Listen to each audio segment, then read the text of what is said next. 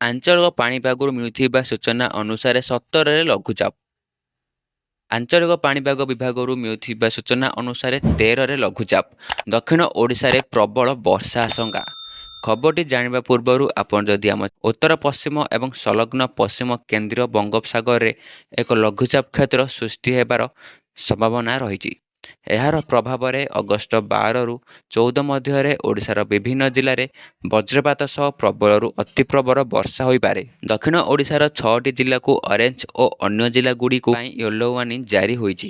12 ଓ 14 ତାରିଖ ମଧ୍ୟରେ କନ୍ଧମାଳ, ରାୟଗଡ଼ା, କୋରାପୁଟ, ଗଜପତି, ନବରଙ୍ଗପୁର ଓ ମାଲକାନଗିରି ଜିଲ୍ଲାରେ ଗୋଟିଏ ଦୁଇଟି ସ୍ଥାନରେ ପ୍ରବଳରୁ ଅତି ପ୍ରବଳ ବର୍ଷା ହେବ।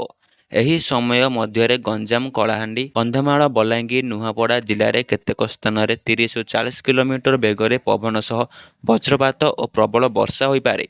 ଉପକୂଳ ଓଡ଼ିଶା ଓ ସଂଲଗ୍ନ ଜିଲ୍ଲାଗୁଡ଼ିକରେ ମଧ୍ୟ ହାଲୁକା ବର୍ଷା ଲାଗି ରହିବା ସମ୍ଭାବ୍ୟ ଲଘୁଚାପକୁ ନଜରରେ ରଖି 13 ଓ 14 ତାରିଖରେ ଦକ୍ଷିଣ ଓଡ଼ିଶା ଉପକୂଳ ଓ ପାର୍ଶ୍ୱବର୍ତ୍ତୀ ଅଞ୍ଚଳର ମତ୍ସ୍ୟଜୀବୀଙ୍କୁ ସମୁଦ୍ର ଭିତରକୁ ନ ଯିବାକୁ ପରାମର୍ଶ ଦିଆଯାଇଛି।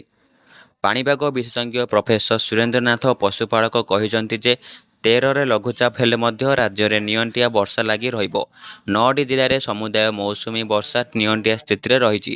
12 ତାରିଖ ପର୍ଯ୍ୟନ୍ତ ରାଜ୍ୟରେ କାଁ ଭାଁ ବର୍ଷା ଲାଗି ରହିବ।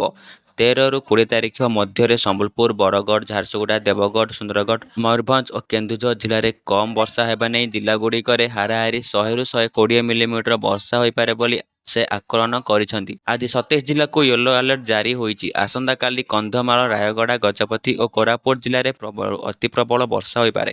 ପ୍ରବଳରୁ ଅତି ପ୍ରବଳ ବର୍ଷା ପାଇଁ 4 ଜିଲ୍ଲାକୁ ଅରେଞ୍ଜ ଆଲର୍ଟ ଜାରି। ପ୍ରବଳ ବର୍ଷା ପାଇଁ 9 ଜିଲ୍ଲାକୁ ୟେଲୋ ଆଲର୍ଟ ଜାରି କରାଯାଇଛି।